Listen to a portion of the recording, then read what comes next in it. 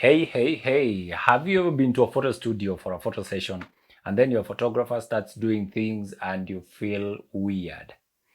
Maybe the way he's trying to touch you, or the way he's directing you, or his facial expressions leave you feeling like you should just pick up your things and leave the studio. It has happened to a couple of friends, and that's why I'm making this video today. So today I want to dissect. That is science. I want us to talk about four annoying things that your photographer does that he's not supposed to do.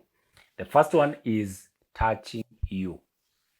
Your photographer is not supposed to touch you. Instead, he's supposed to direct you without physical touch. And if he has to touch you, then he must do it on request. There are these photographers who will spend, out of 100% shooting time, they will spend almost 70% of the time just touching you. And touching you, I mean like holding your shoulder and tells you, your shoulder should be higher, or your face should face the other side, or your chin should come down.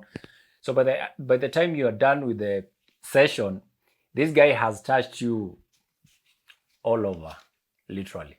So if you didn't know, your photographer has no permission to touch you, whether he's a male photographer shooting a male or she's a female photographer shooting a female, of which those cases are excusable, but they are not supposed to do it. It makes it worse when the photographer is male and the client is female and he wants to be all over her, pretending to be directing her, but in this case, he's just looking for ways to touch her. And to make it sad, there are photographers who are in the industry. Most of us are good, 99% of us are good, but there is this 1% who got into photography just because they thought it would be cool for them there, and ladies would think they look nice or they look cool with the photography and stuff, and they would get more ladies into their net. Such photographers don't go far because, they are there for wrong reasons. So next time you're in a studio and your photographer is trying to touch you, pretending to be directing you, please tell them to stop. A good photographer, if he's trying to direct you and you're not getting it, they'll tell you, "Excuse me, ma'am, may I just show you how to pose?" Then he will touch you, but in a professional manner. Like, he will first of all demonstrate with his body and then come and just touch you lightly, tell you to lift your either shoulder or just to lift your chin a little bit, and then he will take the shot. And I think most of us are clear by now, so that when we are directed, if you don't get it. Thing number two that photographers do and they're not supposed to do. Today I have a piece of paper so that I keep my thoughts in track. Number two, they are not supposed to do, but they do: compliment you physically or compliment your physical appearance. Your photographer is not supposed to compliment your physical appearance. He's supposed to give you compliments, genuine ones, but it shouldn't go, let me just be blunt and say, he shouldn't go sexual with his compliments. I don't know if you've ever been to a studio and when shooting this photographer, let me again use the example of female client and a male photographer. And the guy keeps on telling you things like, "Oh, wow, I love your lips.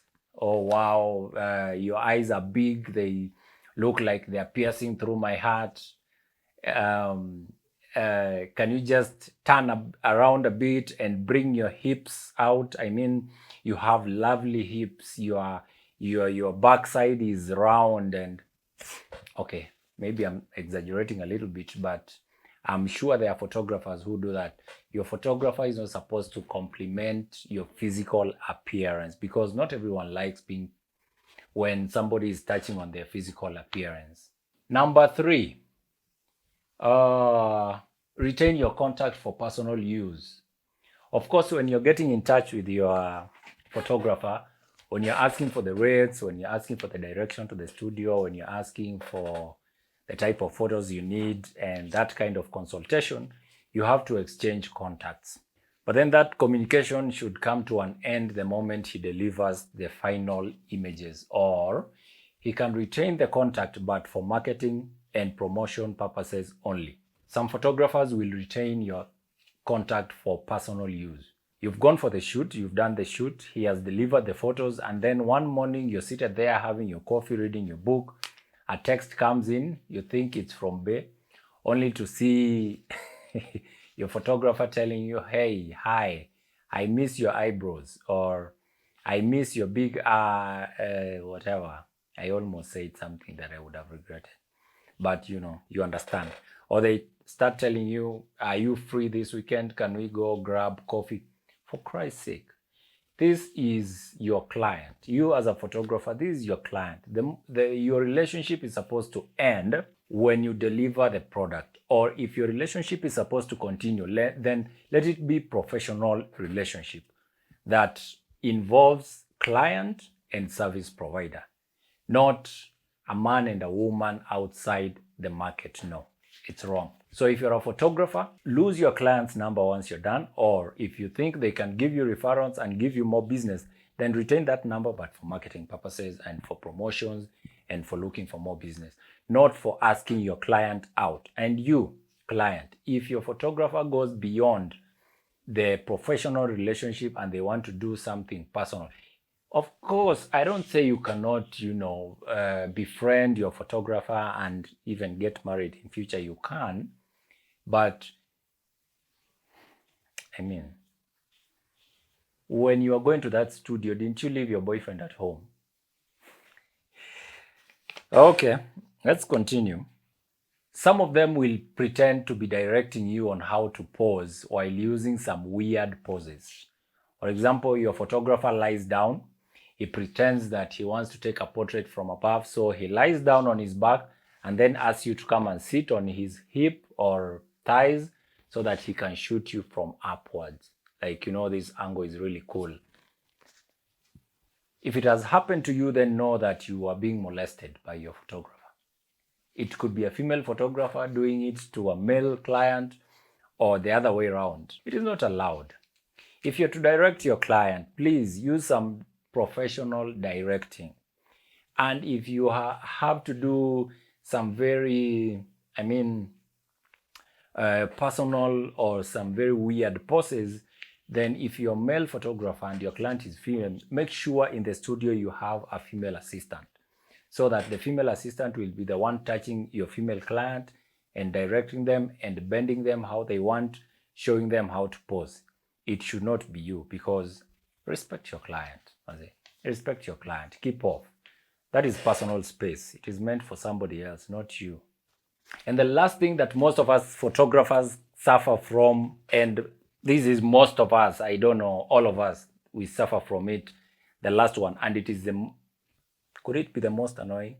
No, it is slightly annoying, but sometimes it can be the most annoying. But before I mention the last one, if you're enjoying this content and if you're learning anything from this video, please consider subscribing and also boop the like button, because I want this video to reach other clients and other photographers who have been going through these behaviors and they didn't know it is illegal. So please hit for me the subscribe button, and we move to the last thing that we do.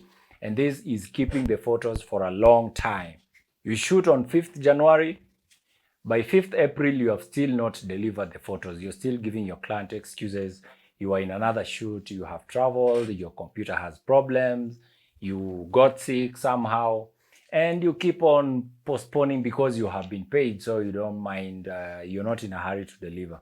If you're the client, what you're supposed to do is do maybe a 30 to 50% down payment, and you should do the last payment once the photos are delivered. But if you pay 100%, then your photographer might get lazy to do your work to completion. Although the professional ones like me might even shoot and deliver before you pay anything. But of course, you have to pay a booking fee so that you don't waste my time waiting for you while you're not coming.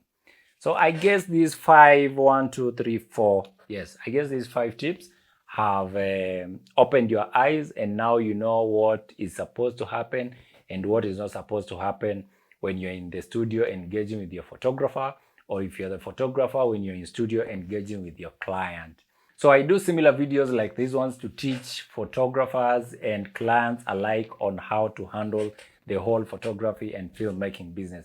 And talking about filmmaking business, here is the next video that you're supposed to watch, this video right here. And in that video, I'm talking about the 5 mistakes that almost ruined my filmmaking career. You really want to catch it, see what I'm talking about, and see how you can avoid those mistakes so that you grow your filmmaking career. And up to this point, with these 5 tips, I think I'll be seeing you in my next video. See you.